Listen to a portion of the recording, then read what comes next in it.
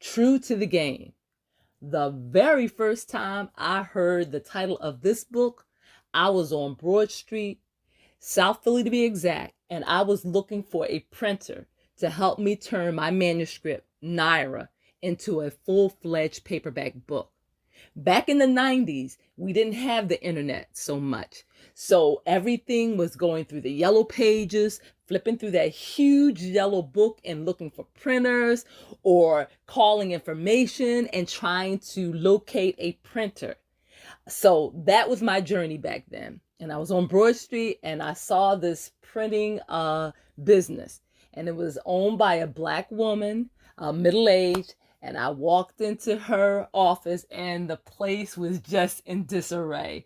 It was a good disarray though. She had papers everywhere. She had manuscripts. She had parts of a book laid out. She had the press, the manual press that would press the book together when she glued the cover to the book. We're talking primitive. We're talking original printing where she printed out the actual papers and then she glued them together and then she glued on the spine and the cover and then she just put everything together and let it dry. So this is what I'm talking about. So I came in there and I asked her about her prices and I told her what I wanted to do. And she said, "Oh, you mean like this?" And she showed me the original cover to True to the Game.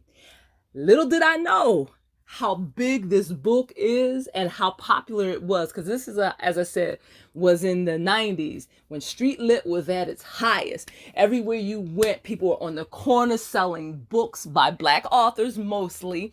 And it was self-published work. It was books that wasn't carried in the mainstream bookstores.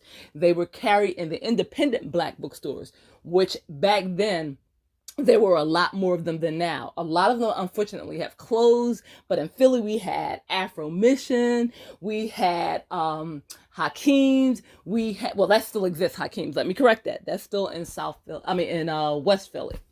We had, what else? We had in the gallery in Center City, Market Street Gallery, we had Horizon Books. And before that, we had Basic Black Books, which at one point was a cart in the mall. And then it evolved into a full-fledged bookstore that people could walk in and purchase books. And oh my God, there were so many book signings at Basic Black Books. I did a number of signings there. It was such an amazing experience. But let me not digress. We'll talk about the book signing events later. Loved it, loved it.